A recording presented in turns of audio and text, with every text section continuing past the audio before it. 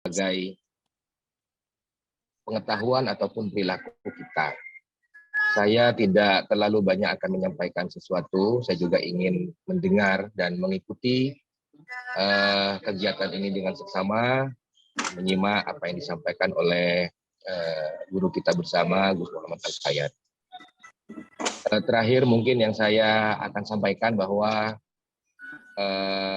kami berharap pencerahan dari Gus Muhammad Al-Fayad, dan sekaligus saya menghimbau pada seluruh mahasiswa dan hadirin pada acara webinar pagi hari ini untuk mengikuti secara seksama dan menyimak dengan sungguh-sungguh. Terakhir, saya ucapkan terima kasih kepada panitia yang sudah menyiapkan kegiatan ini dengan baik, dan mohon maaf apabila ada hal-hal yang dari para Bapak Ibu. Ini di sini agak bising karena saya keluar dari kegiatan upacara yang dilaksanakan oleh Pondok Pesantren Nurul Jadid dan Universitas Nurul Jadid. Baik, saya kira itu ini dari saya pribadi. Selamat mengikuti kegiatan webinar, selamat kita berdiskusi bersama. Wallahul muwaffiq ila aqwamit thoriq. Assalamualaikum warahmatullahi wabarakatuh.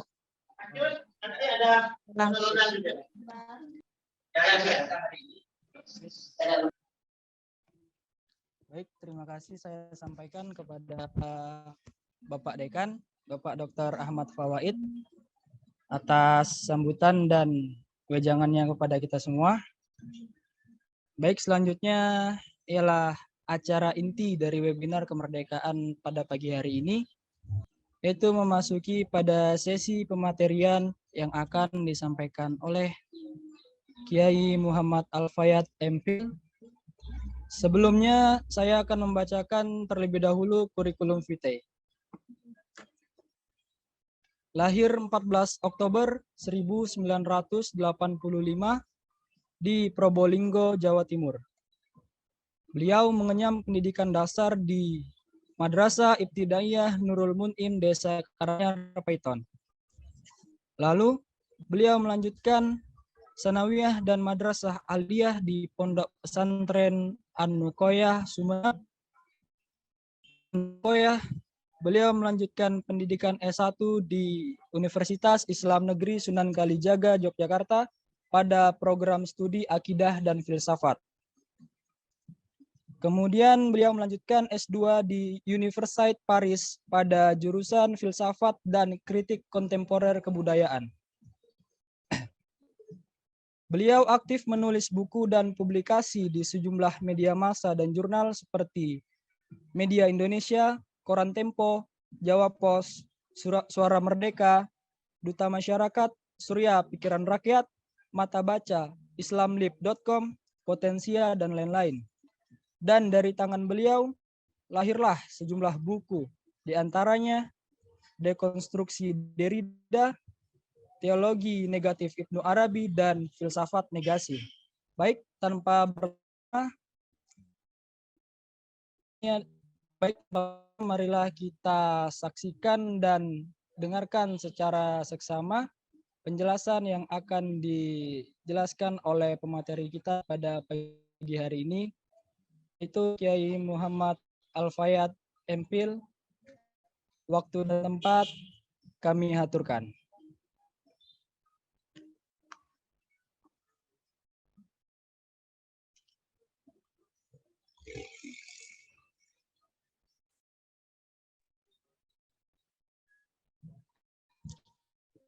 Pada teman-teman peserta sekalian, mungkin mikrofonnya bisa dinonaktifkan, dilarang melakukan interupsi selama pematerian berlangsung. Oke, Assalamualaikum warahmatullahi wabarakatuh. Jadi dengar? Waalaikumsalam warahmatullahi wabarakatuh. Waalaikumsalam warahmatullahi wabarakatuh. Ya. Bisa didengar ya, dengan jelas ya? Alhamdulillah bisa. Baik. Bismillahirrahmanirrahim. Alhamdulillah wa syukrulillah. Wassalatu wassalamu ala Sayyidina Muhammad ibn Abdillah wa ala alihi wa sahbihi wa mawalah amma ba'du. Yang saya hormati segenap pimpinan Universitas Nurul Jadid, yang saya hormati wabil khusus Bapak Dekan Fakultas Agama Islam, Bapak Dr. Ahmad Fawaid, beserta sahabat-sahabat dari Badan Eksekutif Mahasiswa Fakultas Agama Islam, serta segenap sahabati sekalian, sahabat-sahabat dari organisasi mahasiswa dan yang lain-lain yang hadir, para peserta webinar kita pada pagi hari ini. Alhamdulillah, syukurillah, bersyukur kehadirat Allah Subhanahu wa taala kita bisa bersilaturahim dalam rangka mentasyakuri peringatan 17 Agustus yang ke-77, hari lahir, hari kemerdekaan Republik Indonesia. Baik, saya diberi amanah oleh panitia untuk menyampaikan beberapa pikiran mengenai memaknai kembali kemerdekaan kita ini dengan mencoba untuk menggali visi dari para pendiri bangsa, visi dari para founding fathers and mothers bangsa Indonesia, para pejuang yang telah mencurahkan waktunya untuk waktu, energi, dan bahkan darah dan air mata ya, untuk membangun bangsa ini terpuruk dari keterpurukan dan bangkit memperoleh meraih kemerdekaannya. Saya dalam webinar kali ini memilih format refleksi sekaligus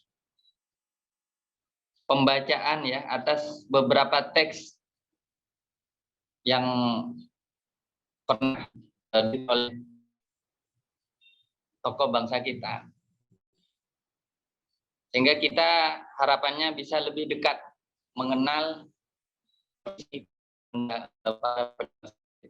ini dari tulisan-tulisan mereka, dari pikiran-pikiran mereka sendiri.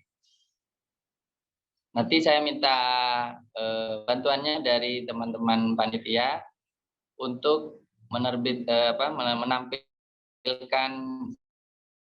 slide ya, PDF ya, satu dari Indonesia menggugat. Nanti baik sekalian dan para peserta webinar yang mengikuti secara online,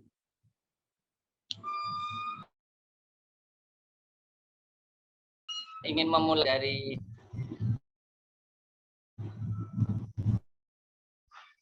pernyata ya, mudah-mudahan tidak terganggu ini. Bagi ini ada drum band.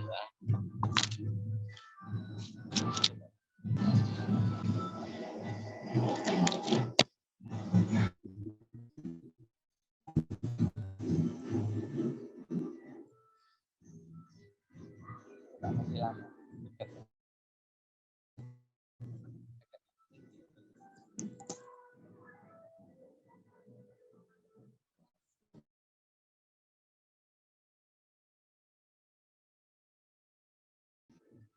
Ya, halo, ya. Moderator mana? Sahabat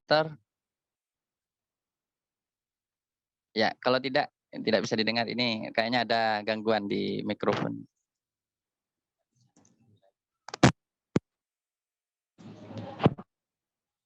Baik, sahabat-sahabat kalian yang saya hormati,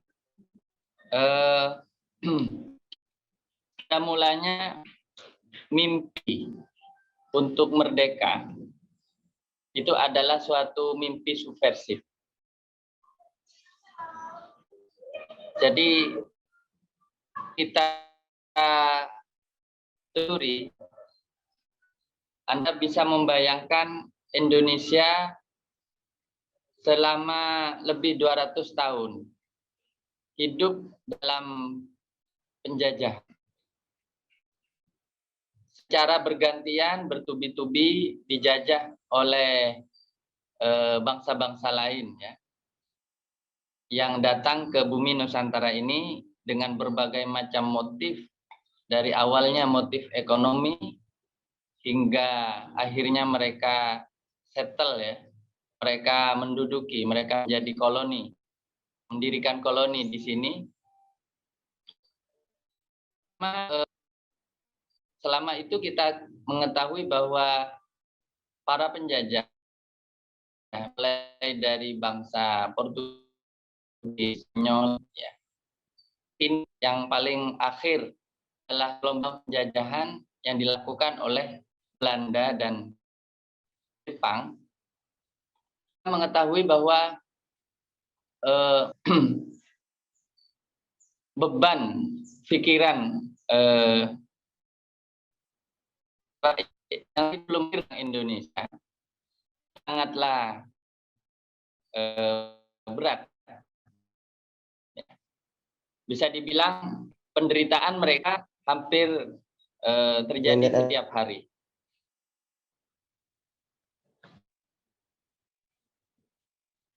Sehingga dalam suasana seperti itu, kita bisa melihat ada dua hal yang sebenarnya tidak terlintas dalam generasi-generasi awal rakyat Indonesia, yang mereka yang hidup di saat itu dalam suasana penjajahan. Jadi untuk bisa memahami visi para pendiri kita, pada pendiri bangsa tentang kemerdekaan, sebagaimana judul tema dari webinar kita ini, kita harus memahami terlebih dulu konteks sosial dan geopolitik bangsa Indonesia saat itu. Dan disinilah problemnya. Pertama, mereka tidak pernah merasa diri sebagai bagian dari apa yang disebut dengan Indonesia. Ya. Jadi perlawanan atau pemberontakan, ya, berbagai bentuk perlawanan politik yang dilakukan oleh rakyat Indonesia terhadap para penjajah saat itu lebih didorong oleh sentimen-sentimen lokal. Bisa dibilang keterikatan kepada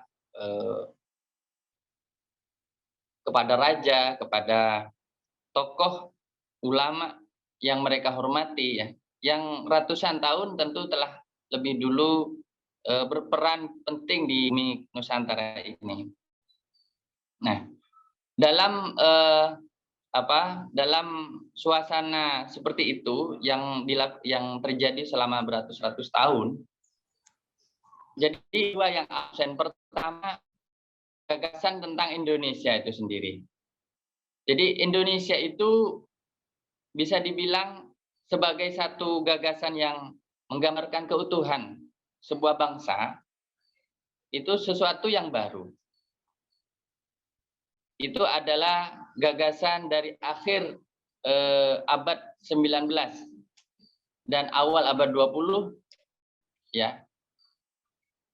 Dan meski gagasan itu baru, namun gagasan ini sangat penting di dalam memberi fondasi, memberi dasar bagi kemerdekaan bangsa Indonesia. Kemudian yang kedua, gagasan yang absen atau belum terfikirkan oleh rakyat Indonesia saat itu sekian lama adalah gagasan tentang persatuan mereka dalam suatu ikatan kebangsaan. Oleh karena itu, dalam kajian-kajian sejarah yang baik ditulis oleh orang Indonesia sendiri, oleh para sejarawan Indonesia, maupun sejarawan luar negeri tentang Indonesia, kita bisa melihat kesulitan, ya, untuk melacak sejak kapan bangsa Indonesia itu mengenal kata-kata merdeka. Ya. Karena yang lebih dulu dialami, dan ini insya Allah bisa diakui ya oleh para sejarawan, bahkan para amatir sejarah seperti kita, para pembaca sejarah awam ya seperti kita, bahwa kolonialisme itu memang eksis dan telah menimbulkan penderitaan ya yang sangat parah ya, sangat berat kepada rakyat pribumi, kepada rakyat kita. Namun cara menjawab kolonialisme itu tidaklah seragam. Jadi belum ditemukan satu jawaban yang tunggal untuk menjawab kolonialisme itu. Bahkan mungkin setiap daerah dari ujung Aceh sampai Maluku dan mungkin perbatasan Papua saat itu menjawab sendiri-sendiri problem kolonial itu. Ya, ini yang bisa kita pelajari atau kita coba refleksikan dari buku-buku sejarah. Nah, dari narasi sejarah seperti itu, maka sebenarnya tentang kemerdekaan itu sesuatu yang memang datang kemudian dan relatif baru. Gagasan tentang merdeka itu bahkan bermimpi saja mungkin tidak.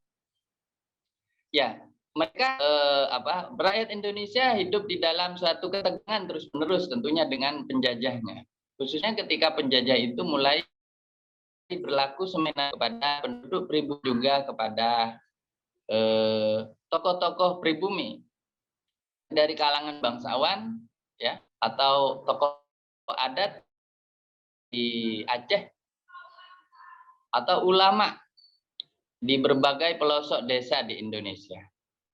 Nah, hal ini tentu menimbulkan keresahan. Namun mereka melihat sebagai penjajah Portugis, Prancis, Spanyol ya, Portugis dan Spanyol dan Belanda itu sebagai ancaman yang tapi waktu-waktu juga bisa diajak bekerja sama. Sehingga ambivalensi atau sikap mendua ini sangat kentara di dalam proses-proses awal Indonesia itu membangun kesadarannya tentang pentingnya hidup merdeka. Mimpi merdeka itu jujur sebenarnya adalah mimpi subversif yang intelektual lulusan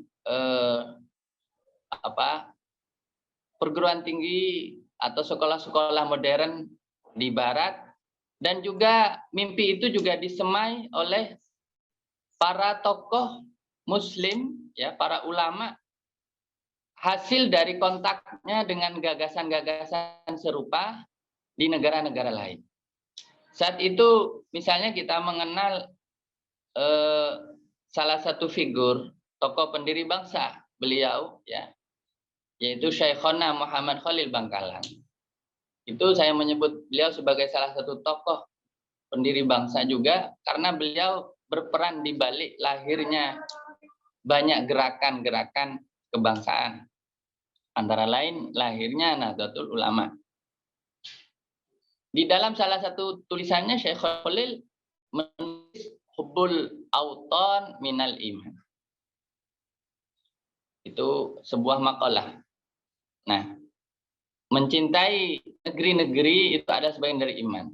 Dari mana beliau mengenal istilah auton? Ini sangat menarik sebenarnya kalau ditelusuri.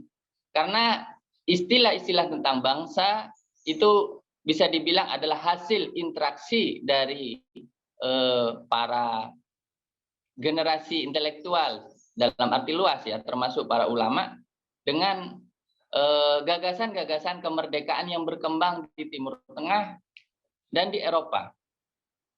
Karena saat itu negara negara seperti Aljazair, seperti beberapa negara di Afrika telah lebih dulu meletuskan ya usaha-usaha untuk meraih kemerdekaan dengan melakukan pemberontakan terhadap pemerintah kolonial di negara masing-masing.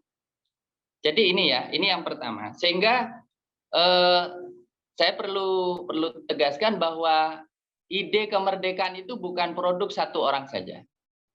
Itu adalah buah eksperimen banyak pemikir, banyak tokoh dari era seperti Budi Utomo, ya, dan era-era sesudahnya. Ide-ide itu berkembang terutama di dalam surat kabar, di dalam koran-koran, dan juga di dalam mungkin halakoh-halakoh keilmuan seperti di tahun 1910 atau 1915 orang-orang seperti Kiai Wahab Hasbullah misalnya membuat taswirul afkar, ya, forum-forum halakoh yang itu sudah mulai memperkenalkan gagasan-gagasan modern tentang bangsa, tentang negeri, tentang kedaulatan negeri, tentang kemerdekaan. Ya. Sehingga masing-masing berekspresi atau mendefinisikan kemerdekaannya sesuai dengan apa yang difahaminya saat itu. Nah, namun kita beruntung ya, sebagai bangsa Indonesia hari ini punya beberapa teks yang bisa dijadikan acuan untuk kita mencoba meneliti lebih dekat lagi dari mana gagasan atau embrio gagasan kemerdekaan itu dirumuskan. Setidaknya beberapa tokoh telah mencoba merumuskannya dengan lebih gamblang. Di sini saya memilih dua tokoh ya. Anda bisa Google, kawan-kawan sekalian, sahabat-sahabat yang lain, bisa meng-Google atau mencari di internet, bisa juga dengan aplikasi yang lain, nama-nama mereka dan foto-fotonya, termasuk juga teks-teksnya ya. Antara lain misalnya yang terang-terangan secara khusus menulis masalah kemerdekaan itu pun sekali lagi dengan ancaman dicap sebagai subversif. Karena saat itu ide tentang kemerdekaan benar-benar ia berani dan dianggap melawan hukum. Adalah antara lain teks presiden yang saat itu belum menjadi presiden, ya, Insinyur Soekarno, ya, yang berjudul Indonesia Menggugat. Kita mengenal namanya dengan Bung Karno, ya.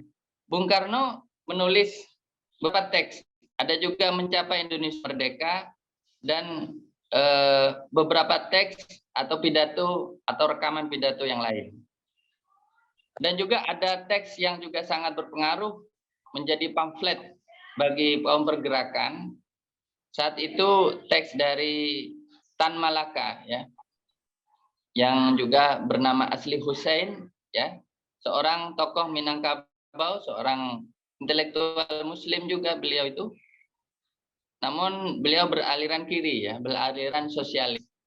Ini Tan Malaka menulis teks judulnya Merdeka 100%. Dan beberapa teks yang lain yang tentunya sangat patut kita koleksi dan kita baca kembali. Saya tidak akan mengaji teksnya secara khusus, namun ada beberapa kutipan yang sangat penting untuk kita ketahui bersama. Baik, sahabat-sahabat sekalian,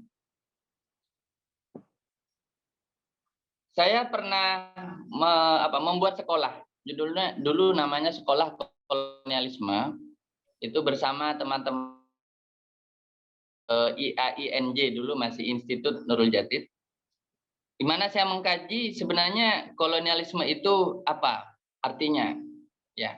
Nah, di sini jelas ya bahwa ide kemerdekaan Indonesia sebenarnya adalah suatu counter idea, satu gagasan untuk mengcounter suatu sistem, suatu budaya bahkan yang lebih dulu ada di bumi Indonesia. Insinyur Soekarno di dalam teks tadi menyebut ada dua faktor mengapa kita mesti merdeka. Yang pertama adalah kolonialisme dan yang kedua adalah imperialisme. Nah, dua isme ini adalah pemicu ya dari ide kemerdekaan. Nah, kolonialisme itu secara khusus kita bisa memaknai ya Robert Young di dalam postkolonialisme mendefinisikan kolonialisme sebagai aksi pendudukan. Secara umum pendudukan baik secara damai maupun secara kekerasan itu bisa dibilang adalah bias dari kolonialisme. Adapun perbedaannya dengan imperialisme, imperialism is characterized by the excesses of power.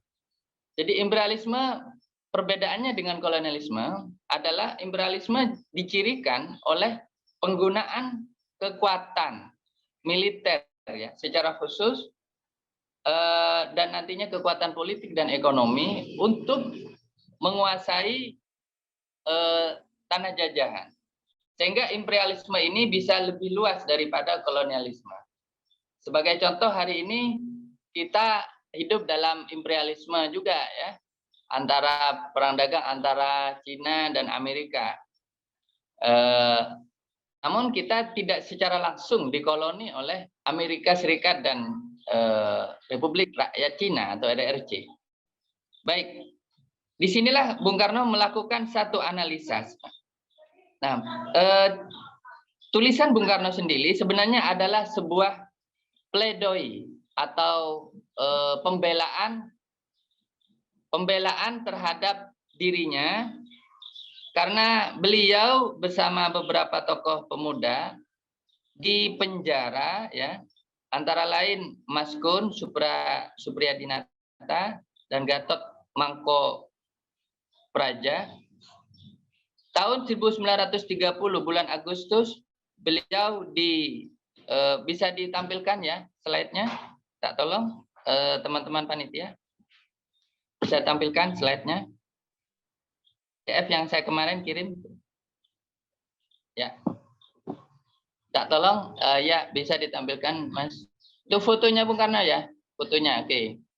Saya tampilkan di depan ya. Bukan, maksud saya itu ya, yang di depan ya pengadilan Belanda. Setelah itu ya, setelah itu oke, ya setelah itu lagi lah itu bisa diperbesar ya, ditampilkan di layar ya, tolong perbesar di full screen di layar ya, coba ditampilkan di layar ya, biar kita tahu bersama ya. Baik, tolong bantuannya ya. Ya, itu di bawahnya ada tulisan ya. Itu di bawah bisa ditampilkan. Itu adalah para terdakwa di depan Landrat Bandung tanggal 18 Agustus 1930. Oke. Jadi orang-orang ini adalah orang-orang yang dianggap melakukan makar. Jadi bisa turun bawah lagi. Ya. Ya. Oke, kita lihat muka-mukanya ya. Lah itu. Dianggap melakukan makar terhadap pemerintah kolonial ya. Dan mereka dihukum penjara. Nah, sebagai bentuk pembelaan di sidang pengadilan itu Bung Karno atau Insinyur Soekarno menulis pidato pembelaannya itu yang kemudian dikumpulkan dalam buku Indonesia Menggugat. Nah, baik, bisa ditutup kembali ya. Baik. Nanti bagi kawan-kawan yang berminat bisa membaca sendiri karena saya yakin teman-teman mahasiswa lebih berpengalaman untuk soal literatur ya. Baik.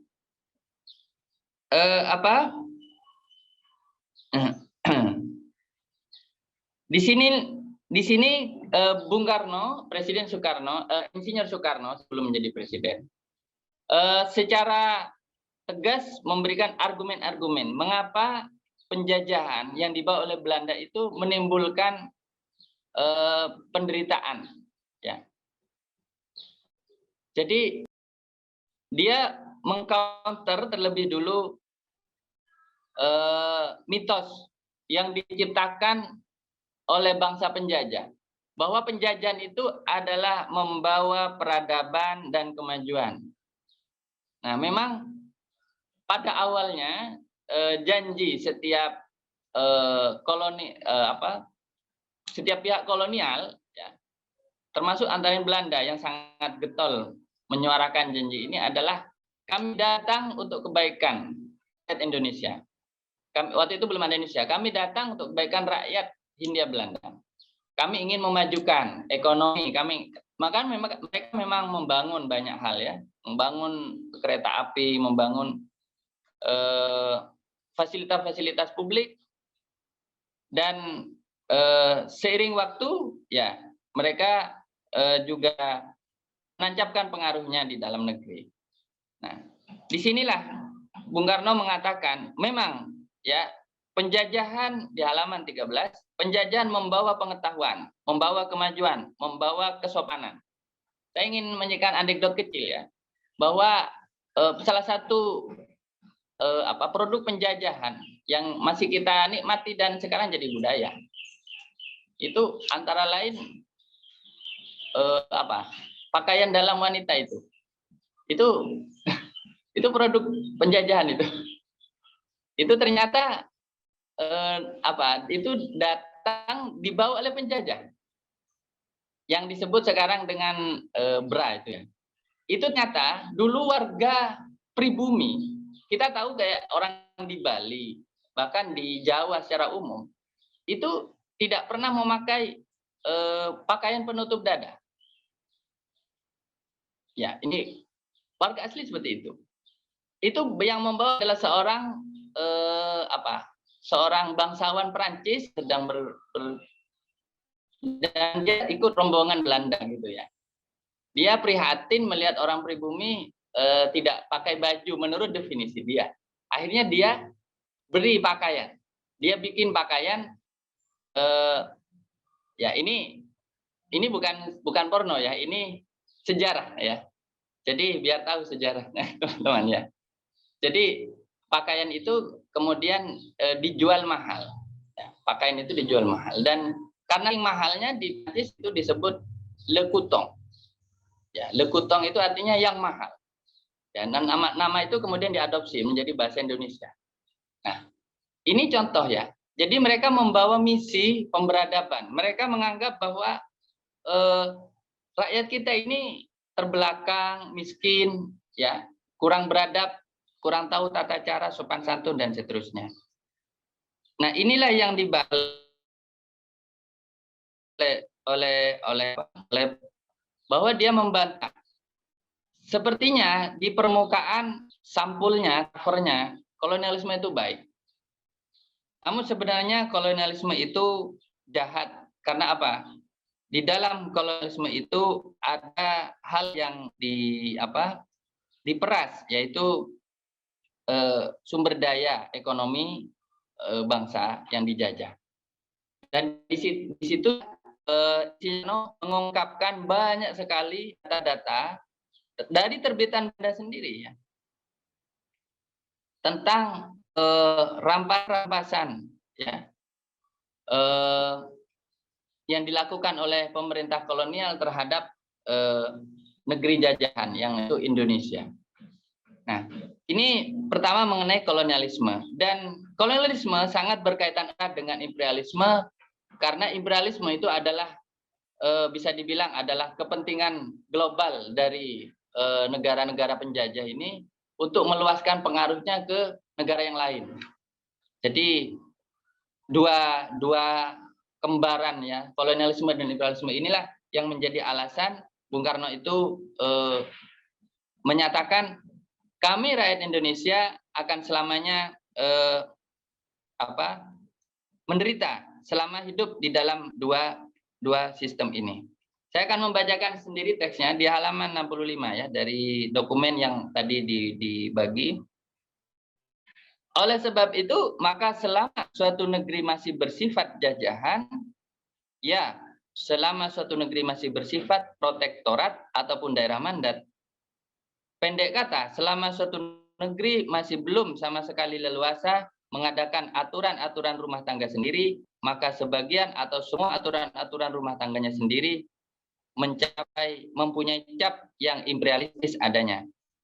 Artinya, selama rakyat belum mencapai kekuasaan politik atas negeri sendiri, maka sebagian atau semua syarat-syarat hidupnya, baik ekonomi maupun sosial maupun politik, diperuntukkan bagi kepentingan-kepentingan yang bukan kepentingannya, bahkan bertentangan dengan kepentingannya. Nah, di sini disebutkan lebih jauh bahwa rakyat jajahan adalah rakyat yang tak bisa menemukan diri sendiri, suatu rakyat yang tak bisa zig self, berpribadi sendiri. Baik, jadi memang benar. Jadi mereka mulai dirasakan oleh kaum pergerakan, oleh Insinyur Soekarno saat itu tahun 20-an ya. Jadi masih jauh dari masa deklarasi kemerdekaan ya.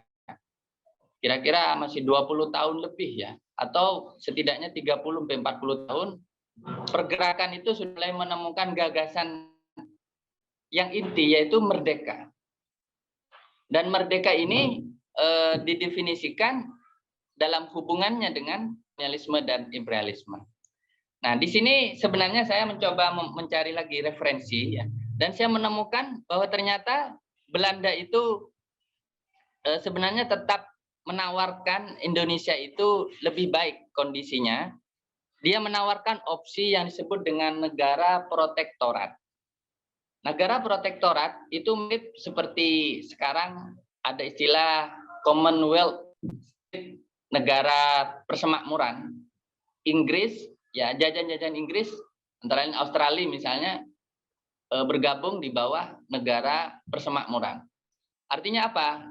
Negara yang pemimpinnya adalah negara penjajah, namun negeri-negeri dijajah ini mendapatkan perlakuan khusus, semacam otonomi khusus. Nah, ini ditolak juga oleh Bung Karno. Dan perdebatan soal itu saya tidak begitu mengikuti, tapi dia menyebut istilah yang kita tidak kenal lagi sekarang, negara protektorat. Nah, negara protektorat itu adalah negara yang separuh merdeka. Jadi belum merdeka namun separuh merdeka. Nah, itulah yang akhirnya memancing gagasan bahwa kami tidak cukup dengan negara protektorat, karena kami ingin merdeka sepenuhnya. Nah, itu yang pertama. Tentu yang pertama adalah kemerdekaan itu benak para pendiri bangsa kita adalah kemerdekaan dari kolonialisme dan imperialisme. Namun kalau kita coba refleksikan, apa tujuan utama? Pertama mereka ingin membangun atau memiliki kekuasaan politik untuk mengatur sendiri. Jadi pertama saya akan beri definisi kemerdekaan dalam pikiran para pendiri bangsa kita itu adalah kekuasaan politik untuk mengatur nasib sendiri. Ini dalam bahasa hari ini kita menyebutnya kedaulatan. Karena istilah daulah itu artinya negara di dalam bahasa Arab. Ya. Nah, tadi sudah diungkapkan bahwa tanpa kekuasaan politik, maka sebuah bangsa akan selamanya diatur oleh bangsa lain. Dan pada akhirnya tidak bisa mandiri, bahkan tidak punya kepribadian. Bung Karno melihat problem atau permasalahan bangsa Indonesia adalah tidak punya kepribadian, selalu membebek, mengikuti kemauan dan keinginan serta kepentingan dari bangsa lain.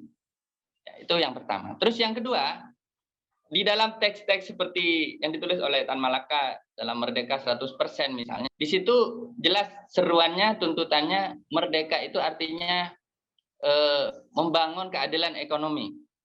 Dan lama masih ada kolonialisme, imperialisme, dan sistemnya yang bernama kapitalisme, maka tidak pernah ada keadilan ekonomi. Jadi gagasan merdeka sangat identik awalnya dengan gagasan tentang keadilan ekonomi. Artinya mereka merasakan penderita penjajahan itu lebih utama karena faktor ekonomi. Meski penjajah memberikan banyak keringanan-keringanan, namun keuntungan ekonomi semuanya dibawa ke negeri para penjajah tersebut. Dalam hal ini Belanda atau di pusat Belanda, ya, di ibu kota Belanda. Baik, ini yang pertama. Terus yang kedua, saya kira ya ini dua ya. Yang ketiga, gagasan kemerdekaan itu sangat diwarnai juga oleh gagasan atau definisi tentang persatuan. Artinya bagi mereka merdeka itu artinya menyatukan elemen-elemen yang tercerai-berai, yang terpisah, supaya mereka bersama-sama bisa meraih apa yang menjadi cita-cita bersama. Nah, di sini persatuan sebenarnya lebih tepat diperlakukan sebagai persyaratan ya, atau syarat bagi kemerdekaan. Karena tanpa persatuan sebuah bangsa sangat sulit untuk membangun jati dirinya. Nah, sekali lagi para pendiri bangsa kemudian mencari bukti-bukti sejarah kekhasan bangsa Indonesia. Mereka mencoba untuk mengkritisi sejarah-sejarah yang dibuat oleh kolonial. Ya. Oleh karena itu mereka menyusun sejarah Indonesia. Mereka Indonesia ini sebenarnya adalah bangsa besar. Ya, untuk memberikan keyakinan bahwa kita layak merdeka. Karena kita bukanlah bangsa boneka, bangsa tiruan atau bangsa abal-abal yang baru kemarin sore, tapi bangsa yang sudah punya sejarah masa lalu. Sampai meski mungkin agak menghayal ya, buat saya sampai dinyatakan bahwa bangsa Indonesia telah berumur lebih dari 3.000 tahun. Nah, ini itu pernyataan dari Profesor Muhammad Yamin atau Muhammad Yamin yang terkenal dengan pernyataannya bahwa Indonesia sudah ada ribuan tahun yang lalu. Nah, tentu ini pernyataan ini bisa diuji atau dikritisi ya. Namun ini cara para pendiri bangsa untuk meyakinkan bahwa merdeka itu adalah hak kita. Gitu. Baik. Jadi ini gagasan tentang kekuasaan politik untuk mengatur sendiri, mengatur nasib sendiri, ini sangat bergemuruh di dalam mereka, karena mereka melihat saat itu musuhnya ya, kolonialisme dan imperialisme dengan sistem ekonominya bernama kapitalisme. Mereka ingin mengatur itu. Dan apa yang terjadi?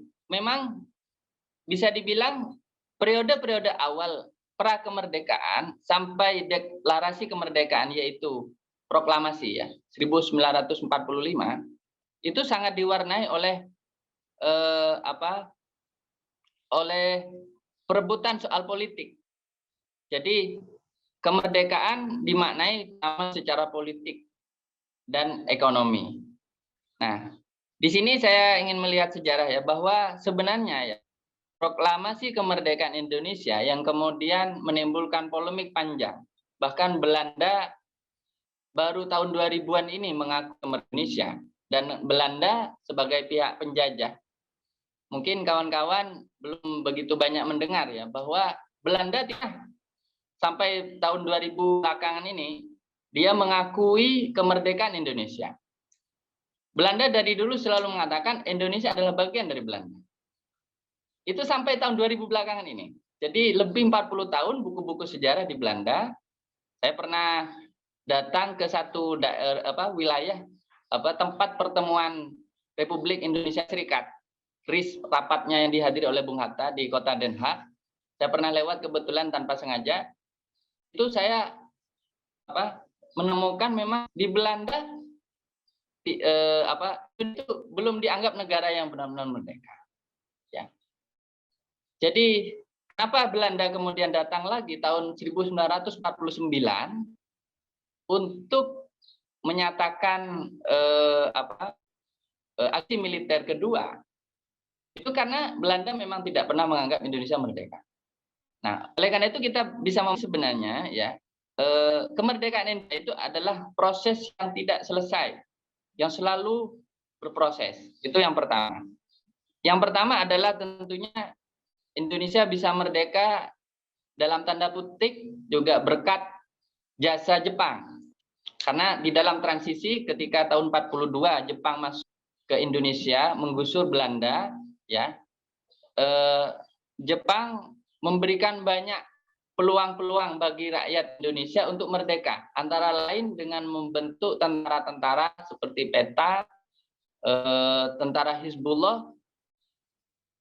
Itu adalah secara struktur itu bentukan Jepang, meski diisi oleh rakyat kita. Itu untuk menyiapkan kemerdekaan, dan Jepang pernah menjanjikan Indonesia akan merdeka, namun dengan kebaikan hati Jepang.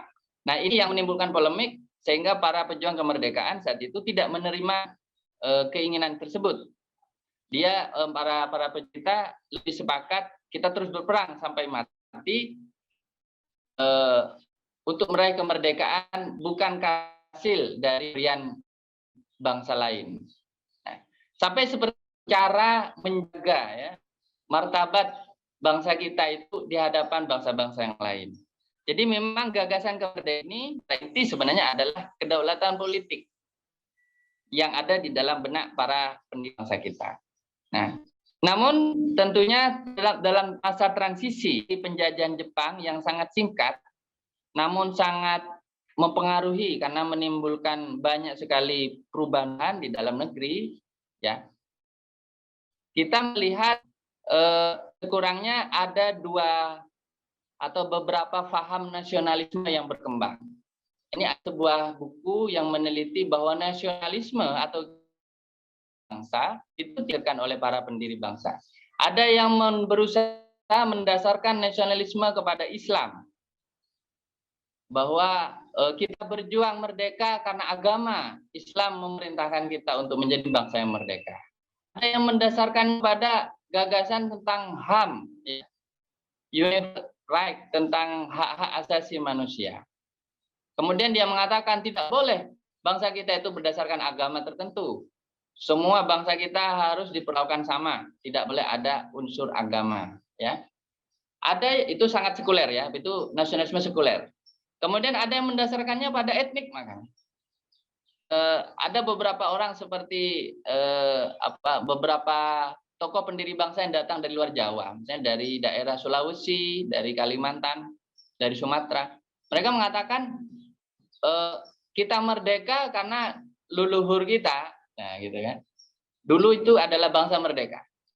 Jadi mereka ingin agar bangsa Indonesia menghormati leluhurnya dan menjadi negara yang menghargai etnik. Nah, sebenarnya gagasan kemerdekaan itu tidaklah final, ya. Jadi visi para pendiri kita itu tidak seragam dari dulu memang, dan tidak pernah seragam, ya. Sehingga itu terus berproses, bahkan hingga hari ini. Kita melihat hari ini mungkin aturannya yang sangat potensial antara yang sangat ketat mendasarkan kebangsaannya pada Islam, ya, atau agama yang lain bahkan, dan juga pada sekularisme atau bebas dari campur tangan agama. Nah, namun alhamdulillah kita sudah punya rumusan relatif memuaskan, ya, setidaknya relatif sampai ditemukannya Pancasila oleh Badan BPUPKI, Badan Penyelidik Usaha Persiapan Kemerdekaan Indonesia. Ini adalah awal dari upaya-upaya untuk berkompromi, merumuskan kemerdekaan yang disepakati bersama. Bahwa kita merdeka itu adalah seperti di rumusan undang-undang, itu berdaulat, mengatur secara sendiri dan secara mandiri, dan membangun cita-cita bersama, mengisi kemerdekaan, ya, antara lain dengan kegiatan yang berbau sosial, ekonomi di semua lini kehidupan berbangsa. Nah, ini yang mungkin bisa saya sampaikan, ya, setidaknya. Nah, problemnya mungkin ketika kemerdekaan itu dirumuskan di saat kolonialisme dan imperialisme begitu mencekam, ya, bisa dibilang rumuskan ketika musuhnya sangat jelas. Namun bagaimana dengan kondisi hari ini? Di sini kita ingat pernyataan dari Bung Karno, yang saya takutkan suatu saat adalah kalian melawan bangsa kalian sendiri. Jadi satu, ketika kolonialisme telah pergi dari negeri kita. Imperialisme mungkin separuh masih berpengaruh di negeri kita, khususnya dalam isu-isu Papua ya, sangat terpengaruh dengan soal-soal imperialisme. Karena isu Papua ini sebenarnya ada dalam kepentingan Amerika juga, dalam juga kepentingan negara-negara barat, tapi juga dalam kepentingan elit-elit kita juga. Dan berbagai isu lain yang mungkin bisa mengancam bangsa kita ya, yang masih menjadi potensi kesalahpahaman kita juga sebagai rakyat Indonesia. Kita hari ini masih belum terbebas dari satu akar yang menjadi sebab para pejuang kemerdekaan kita itu melawan kolonialisme, yaitu kita belum terbebas dari kapitalisme.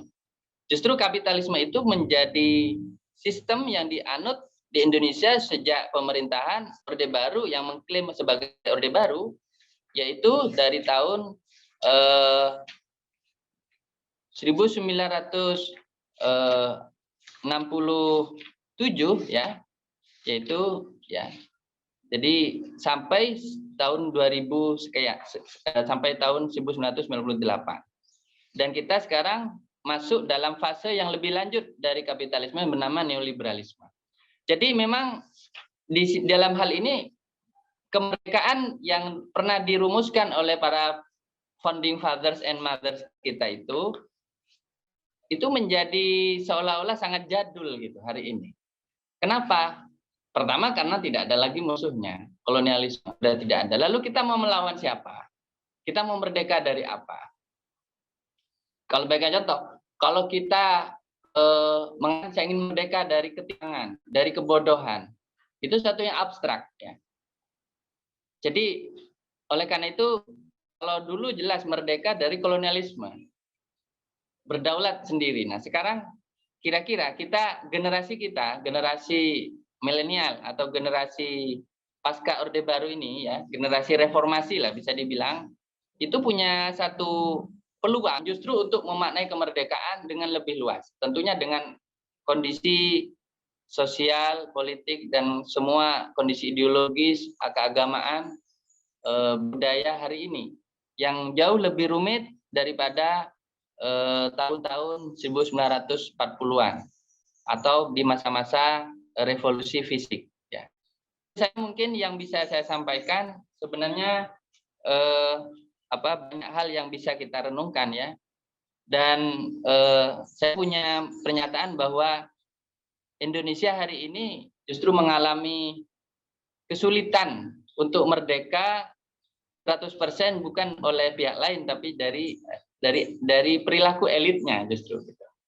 Jadi buat saya dalam tanda petik ya, yang menjajah Indonesia hari ini justru adalah sistem yang menguntungkan elit itu sendiri. Sehingga di sini menjadi sangat penting untuk didiskusikan apa benar kita sebagai rakyat telah merdeka. Merdeka dalam hal apa? Nah, satu hal ya, tadi oleh Presiden Soekarno, oleh Insinyur Soekarno dinyatakan kemampuan rakyat untuk menentukan kepentingannya sendiri dan keinginan sendiri itu adalah ciri dari sebuah bangsa yang merdeka. Ya, ini sebagai awalan saja.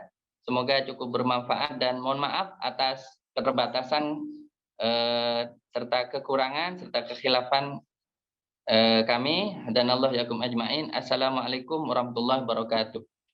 Waalaikumsalam warahmatullahi wabarakatuh. Waalaikumsalam warahmatullahi wabarakatuh. Terima kasih kami sampaikan kepada Kiai Muhammad Al-Fayad atas ilmu yang telah ditransfer kepada kita semua. Dan saya akan mengulas sedikit dari perkataan beliau bahwa kolonialisme itu memang ada dan juga eksis, yang tentunya menimbulkan penderitaan bagi rakyat Indonesia pada saat itu. Cara untuk menjawab kolonialisme saat itu berbeda-beda di setiap daerah dengan perspektifnya mereka masing-masing. Misalnya di Sumatera dengan di Kalimantan dan di daerah-daerah lain itu memiliki caranya sendiri untuk menjawab dari kolonialisme itu sendiri. Lalu ide kemerdekaan ini bukanlah hasil pemikiran dari satu orang saja atau satu pemikiran saja. Tapi ide kemerdekaan ini ada dikarenakan melalui eksperimen oleh para pemikir kita pada saat itu yang menulis tentang ide kemerdekaan. Yang kita kutip saat ini adalah dua tokoh. Yang pertama di sini ada Insinyur Soekarno atau yang kita kenal dengan Bung Karno, itu seorang presiden pertama kita, presiden pertama Republik Indonesia di dalam bukunya yaitu Indonesia Menggugat. Dan yang tokoh kedua ada Tan Malaka, seorang tokoh bangsawan yang berasal dari Pulau Sumatera dengan bukunya yang bertajuk Merdeka 100%.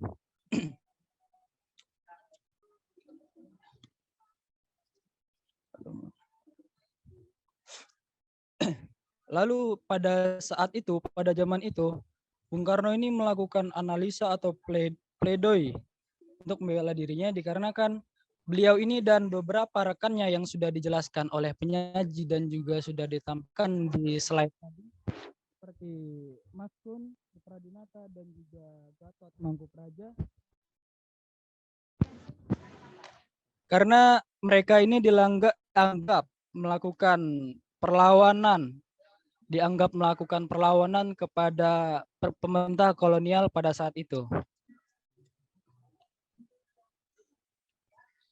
Dan sebagai bentuk pembelanya, ketika berada di pengadilan, Bung Karno ini membacakan surat pidato yang kemudian dikumpulkan dalam buku yang sudah ditampilkan seperti tadi, itu ada dalam buku Indonesia Menggugat.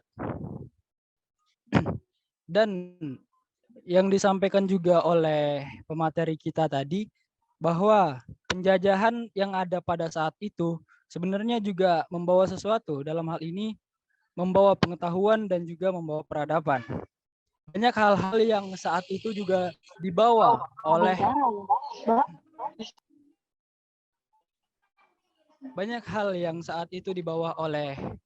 penjajah asing yang datang ke negara kita. Salah satunya adalah pengetahuan atau hal-hal baru atau mungkin temuan-temuan baru yang sebelumnya belum ada di negara kita, kemudian dibawa oleh pihak asing tersebut kepada kita untuk sebagai pembelajaran atau ilmu pengetahuan baru kepada kita, di mana pada saat itu kita dianggap sebagai rakyat yang tidak tahu apa-apa, rakyat yang jadul, rakyat yang tidak mengerti apa-apa, bisa dikatakan sebagai rakyat yang bodoh pada masa itu.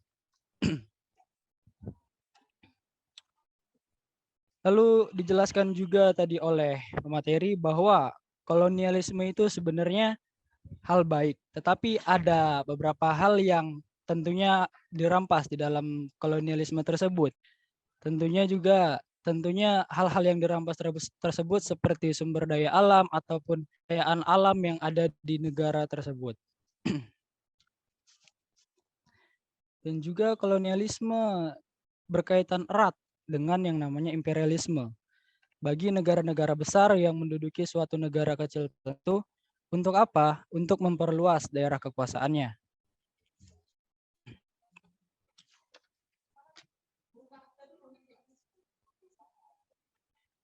Baik, mungkin cukup sekian saya simpulkan. Dan kita memasuki sesi acara yang selanjutnya, yaitu sesi tanya jawab. Akan saya batasi dengan 2 penanya. Dan untuk teman-teman yang bertanya bisa menghidupkan kameranya dan mengangkat tangan terlebih dahulu, dan akan saya tunjuk untuk siapa yang akan bertanya. Saya batasi sebanyak 2 pertanyaan. Baik, dipersilakan.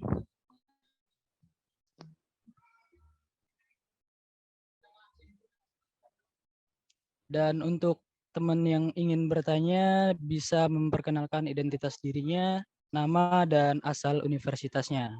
Kami persilahkan.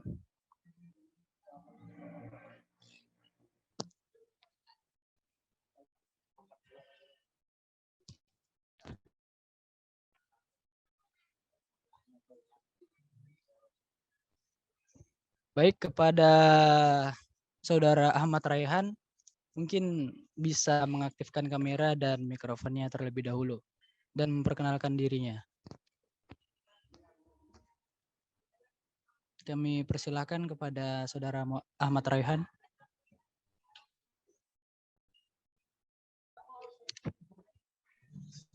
Iya, terima kasih ya kepada saudara moderator. Siap. Saya mau bertanya, kenalkan sama saya Ahmad Royhan. Saya mahasiswa Universitas Nurul Jadid, masih maba ya angkatan 22. Jadi saya mohon maaf Gus, saya mau nanya Gus. Nah, yang pertama itu ialah saya tanya apakah bisa dinamakan Indonesia negara Indonesia ini merdeka apabila seperti contoh lah, misal di Jakarta itu nggak dijajah atau di Jawa nggak dijajah, terus pada tahun 1945 itu misalnya di Papua atau Sulawesi itu dijajah. Nah, apakah itu dinamakan Indonesia merdeka gitu, Gus? Dan hakikat kemerdekaan itu sendiri itu apa itu? Gitu.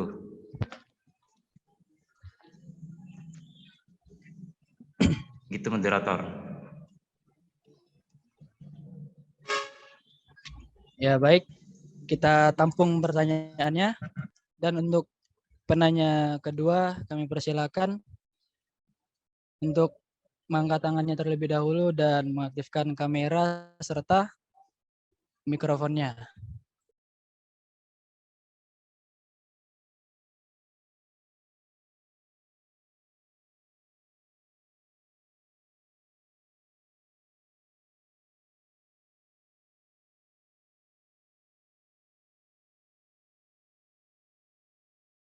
Oke, baik, kepada Dwi Alda Agustini, silahkan jika ingin bertanya bisa mengaktifkan kamera dan mikrofonnya dan memperkenalkan identitas dirinya. Baik, terima kasih. Iya, terima kasih. Assalamualaikum warahmatullahi wabarakatuh. Perkenalkan nama saya Dwi Alda Agustini dari Prodi PBI semester 7 Universitas Nurul Jadid. Mungkin di sini saya tidak ingin bertanya, mungkin saya ingin meminta pandangan atau tanggapan dari Rafayat gitu ya mengenai kemerdekaan Indonesia ini. Setahu saya dari yang saya pelajari dari SD sampai sekarang itu kan bisa dibilang mendadak gitu ya. Yang mana tanggal 16 Agustus itu di peristiwa sebenarnya kan Indonesia itu kalau tidak salah akan dimerdekakan tanggal 18 oleh Jepang kalau tidak salah.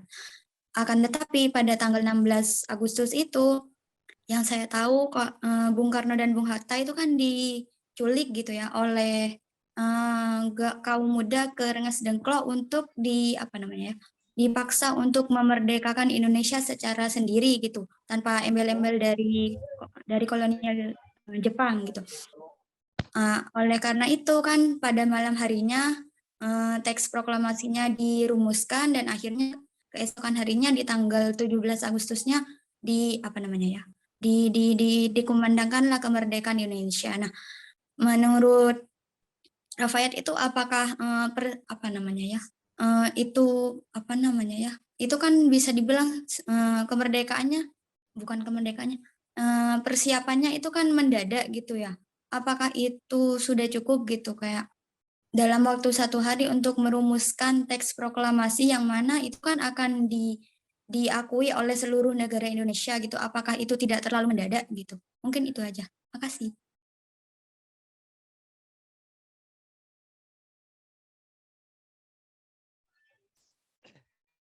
Baik, terima kasih kepada teman-teman yang bertanya. Mungkin pertanyaan pertama itu adalah apakah bisa dinamakan Indonesia Merdeka tadi oleh saudara Ahmad Royhan yang berasal dari Universitas Nurul Jadid. Mungkin bisa ditanggapi terlebih dahulu oleh Gus Muhammad Al-Fayat.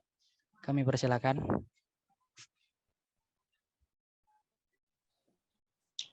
Baik, bismillahirrahmanirrahim. Terima kasih tanggapannya. Pertama, saya ingin mengutip kembali apa yang saya tadi bahwa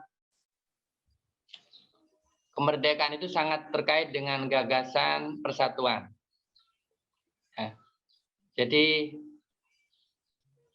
dia ingin mengatasi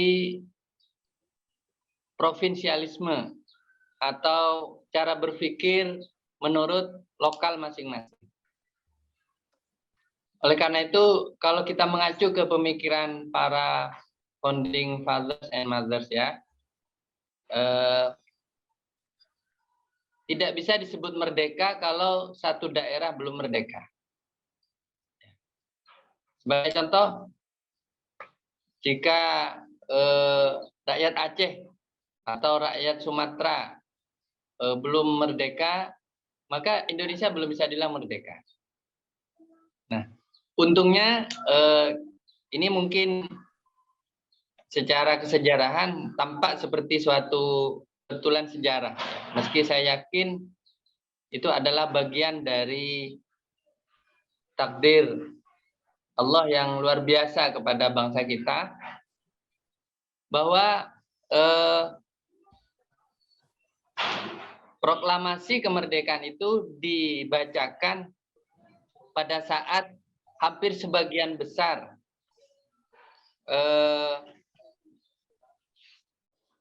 daerah di Indonesia itu telah terbebas. Setidaknya sebagian besar telah terbebas dari pengaruh, bisa dibilang dari pengaruh Belanda. Ya, meski saat itu proklamasi masih dihantui oleh bayang-bayang penjajahan Jepang.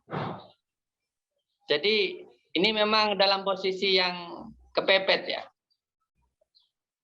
Jadi proklamasi, kalau kita bicara proklamasi sebagai satu pernyataan politik bahwa kita itu telah merdeka, itu sebenarnya merdeka bermakna dalam pengertian dari Belanda. Namun dari Jepang belum. Ya. Jepang baru menarik pasukannya dan termasuk kantor-kantornya itu, menutup kantor-kantornya itu justru di dalam masa transisi. Jadi sebenarnya boleh dibilang ya, proklamasi kemerdekaan Indonesia itu adalah sebenarnya ya tidak menggambarkan kenyataan yang sebenarnya.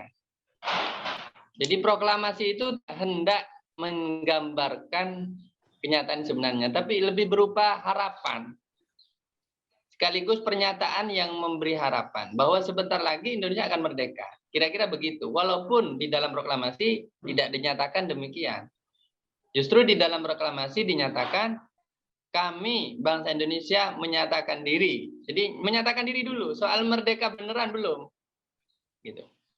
Nah, ini yang saya sebut bahwa kemerdekaan Indonesia baik dari segi gagasannya sampai prakteknya itu adalah suatu proses yang terus-menerus ya.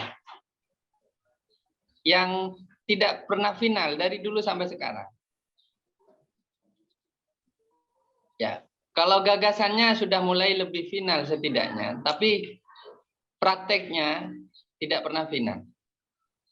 Nah, oleh karena itu sebenarnya pernyataan itu jangan difahami bahwa Indonesia sudah merdeka saat itu, berarti sudah tidak ada lagi penjajah. Tidak. Justru saat itu Indonesia sedang dijajah oleh Jepang.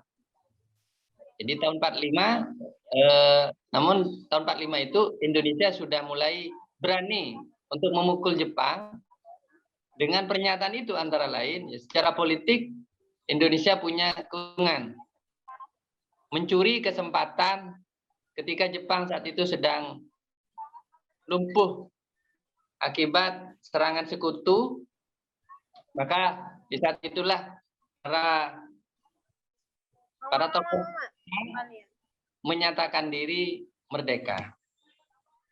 Nah, ini yang luar biasa, keberanian untuk mendahului zamannya ya. Gitu. Jadi kalau bisa dibilang syarat utama kemerdekaan itu adalah persatuan. Artinya semua elemen yang terjajah merasa dirinya harus merdeka. Itu baru kemerdekaan yang difikirkan oleh para pendiri bangsa kita. Adapun kemerdekaan secara lokal, secara regional, itu belum bisa dibilang kemerdekaan. Ya, mungkin ya separuh merdeka, ya. Makanya tadi gagasannya protektorat. Jadi gagas protektorat. Nah, kalau seperti itu bisa jadi ada. Karena ada beberapa wilayah yang dulu pernah jadi protektorat Belanda. Ya, seperti Batavia sendiri di Jakarta itu. Ya. Mohon maaf, Mas Rizky, ini ada absensi ya. Apa bisa dipending dulu ya?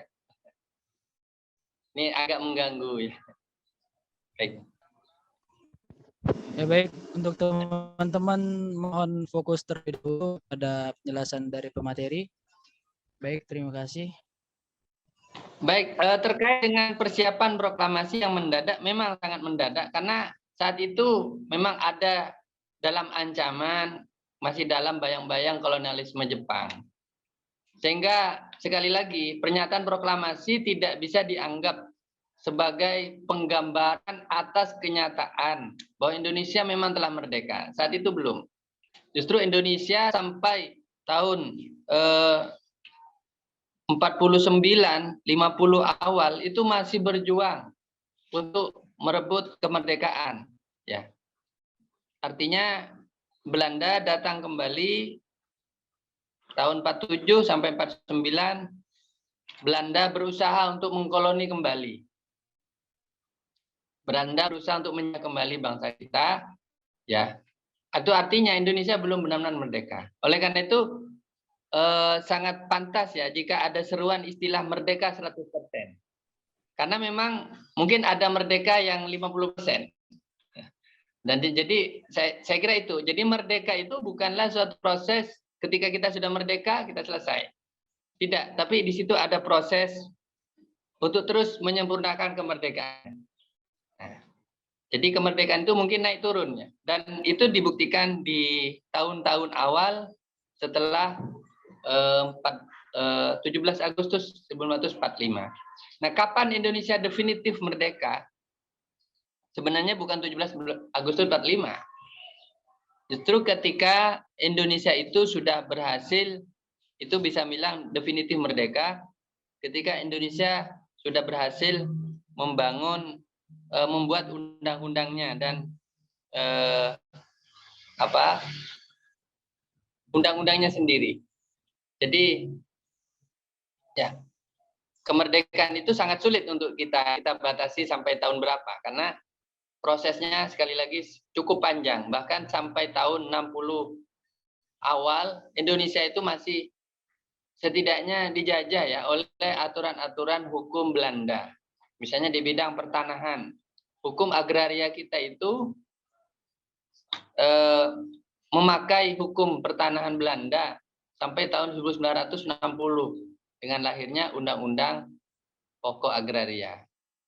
Nah, itu artinya penjajahan itu masih terus ada sisa-sisanya berlangsung di negeri kita. Jadi wajar jika persiapan proklamasi begitu mendadak dan sekali lagi seperti saya bilang para pejuang kita, para tokoh kita itu enggan untuk mengakui kemerdekaan itu sebagai pemberian hadiah dari kebaikan dalam tanda petik kebaikan penjajah. Karena itu berarti nanti mereka memiliki hutang budi.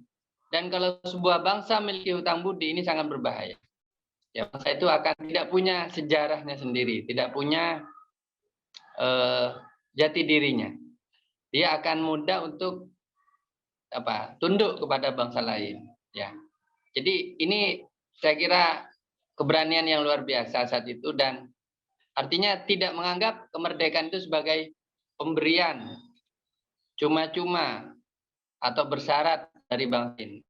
Pemberian kemerdekaan itu adalah usaha kita sendiri, ikhtiar kita sendiri, inisiatif kita sendiri. Ini yang ada di dalam benak para pendiri bangsa kita. Terima kasih, Mas Rizky. Ya.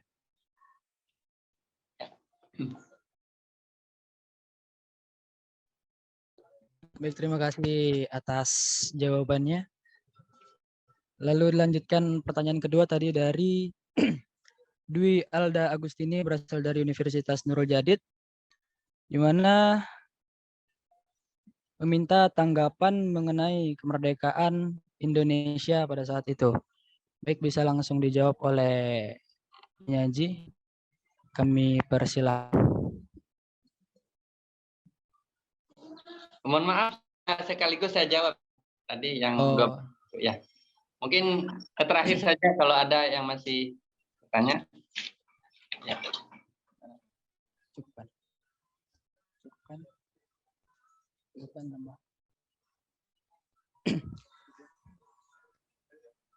Baik, bisa satu orang lagi ya yang bertanya, karena kan masih ada waktu yang lumayan cukup untuk bertanya. Kami persilakan. Pertanyaan terakhir. Ya baik, silakan kepada Mas Muhammad Heru Setiawan, bisa mengaktifkan mikrofon dan memperkenalkan identitas dirinya.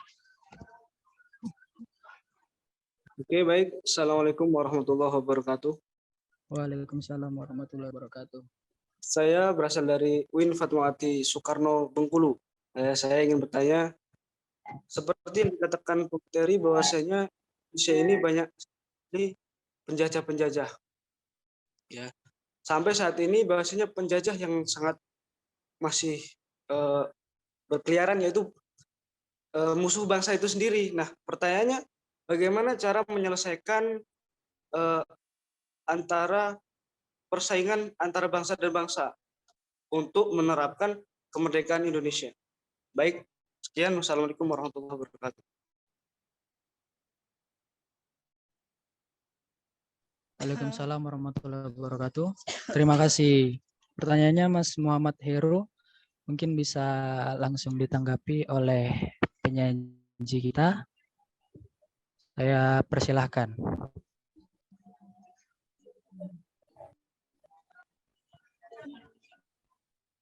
Ya, terima kasih, pertanyaan yang sangat baik ya. Saya kira begini, penggunaan istilah penjajahan untuk hal-hal yang itu buat saya kurang tepat ya. Karena penjajahan itu mensyaratkan adanya pendudukan secara fisik sampai juga pengaruh dominasi atau penguasaan secara mental.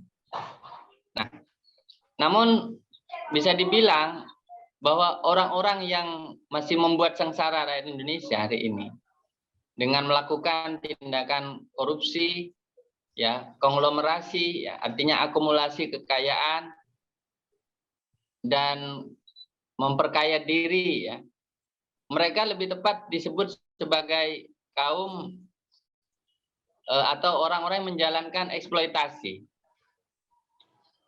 Jadi bukan kolonisasi. Ya. Meski memang mereka itu memiliki mungkin perusahaan-perusahaan atau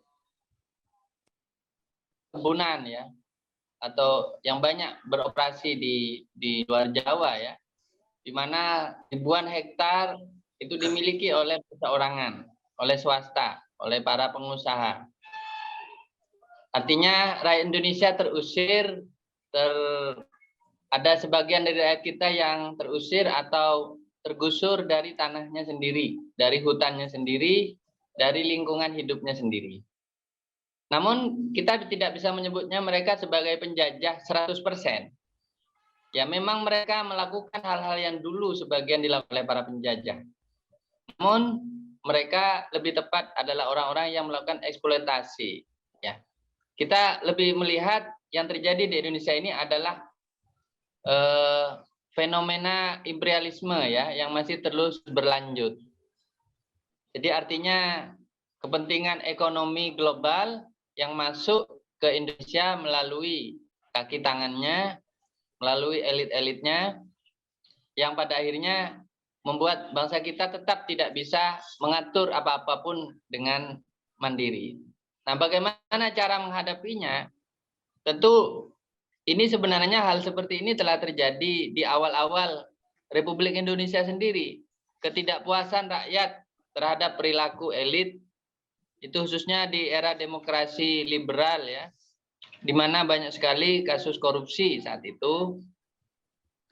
Ada beberapa hal yang dilakukan oleh para tokoh saat itu menghadapi gejolak tersebut. Ya. Dan ini kita pernah mengetahui ada sejarah seperti itu di dalam masa-masa awal terbentuknya Indonesia. Yang pertama misalnya terjadi pemberontakan ya.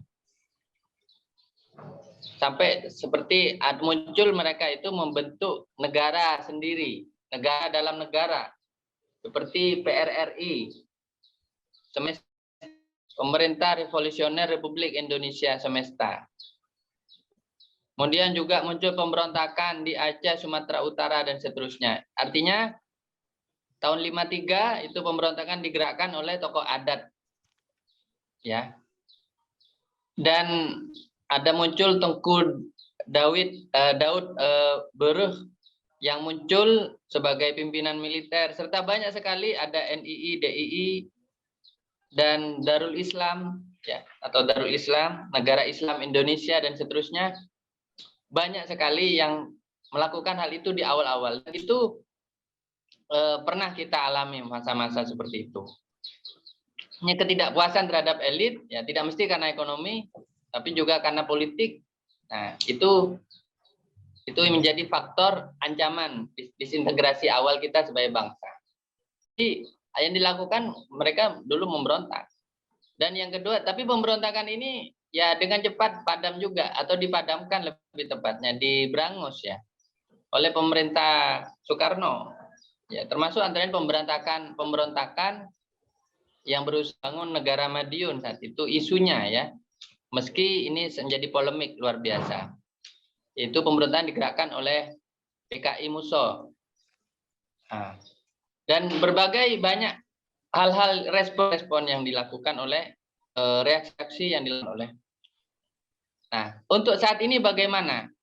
Tentu kita melihat sebenarnya jalur-jalur yang disediakan oleh demokrasi hari ini, itulah yang harus dimaksimalkan. Pertama, jalur demokrasi parlementer, yaitu melalui perjuangan konstitusi. Bagaimana mengubah, revisi, dan menolak undang-undang yang pro kepada kepentingan segelintir orang. Ya, itu saya kira sah, dilindungi oleh undang-undang.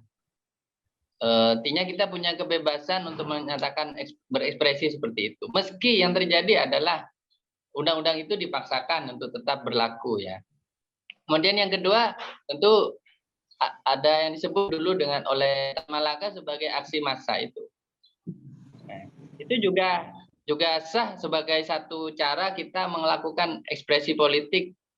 Namun hal itu juga perlu diuji efektivitasnya terhadap perubahan sosial di negeri kita. Jadi sebenarnya menghadapi perilaku-perilaku eksploitatif dari sebagian elemen Indonesia yang sebenarnya banyak ya, mungkin hanya 3-5% dari mereka yang menikmati kekayaan dari bangsa Indonesia hari ini, ada banyak jalur yang bisa kita pakai. Tapi yang jelas jalur yang pernah dipakai atau langkah yang dilakukan oleh sebagian rakyat Indonesia saat awal ya, di era-era awal, yaitu dengan melakukan pemberontakan militer, itu terbukti menimbulkan korban jiwa yang sangat banyak dan bahkan membuat bangsa kita terus mengalami luka berkepanjangan. Dan ini termasuk yang terjadi antara lain di Papua ya. Sampai saat ini tekanan militer, aksi-aksi militer dari pemerintah pusat kepada sebagian dari rakyat Papua dengan aksi militer juga, dan banyak korban. Namun yang memperjuangkannya secara konstitusi masih sangat sedikit ya, dan mendukung isu-isu tersebut dengan cara-cara yang demokratis. Jadi saya kira itu Mas yang bisa saya sampaikan ya. Terima kasih.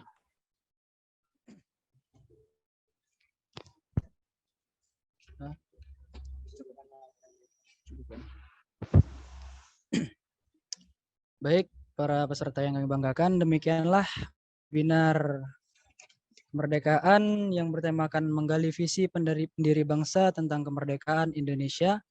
Sebelum menutup webinar kali ini, saya ingin mengutip sedikit perkataan dari beliau tadi, bahwa Indonesia ini kesulitan mengalami kemerdekaan 100% bukan karena dari pihak luar, melainkan karena dari kaum elitnya itu sendiri yang mencari kepentingan pribadi di dalam tubuh bangsa itu sendiri. Baik, memasuki cara yang terakhir, penutup strip doa.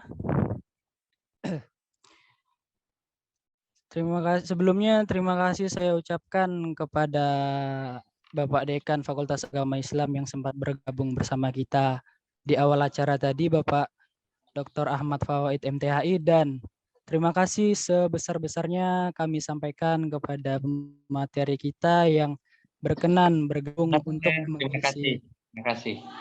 mengisi pematerian, dan tentunya diharapkan memberi manfaat yang banyak dan ilmu yang bermanfaat bagi kami semua. Terima kasih sampaikan sebesar-besarnya. Semoga acara ini dapat memberikan banyak manfaat untuk kita semua, dan semoga bangsa ini menjadi bangsa yang kokoh, menjadi bangsa yang mampu mencetak generasi penerus bangsa yang cerdas dan memiliki jiwa nasionalisme yang tinggi. Sebelum kita mengakhiri acara, marilah kita berdoa yang saya pimpin sendiri. Baik, berdoa. Bismillahirrahmanirrahim.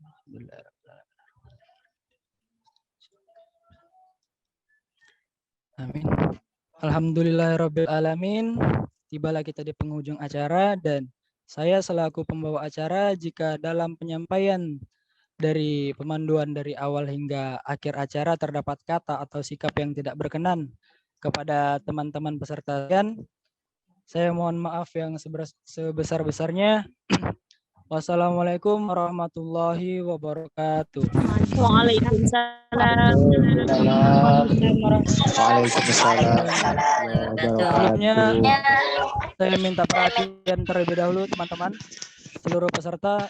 Mungkin saya minta tolong untuk menghidupkan kameranya dikarenakan akan dilakukan dokumentasi terhadap kegiatan webinar kali ini.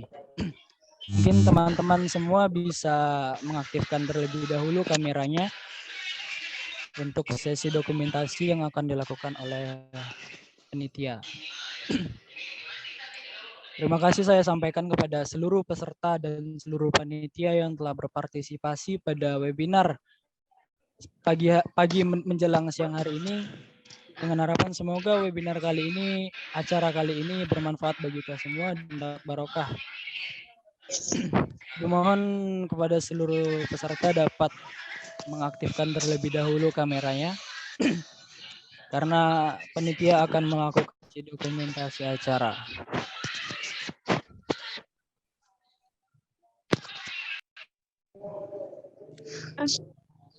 Monggo teman-teman yang lain mungkin bisa mengaktifkan kameranya sebentar untuk sesi dokumentasi.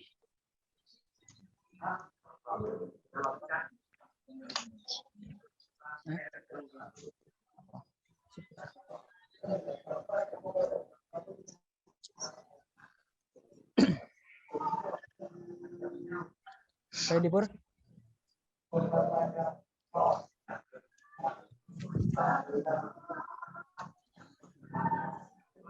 Yes.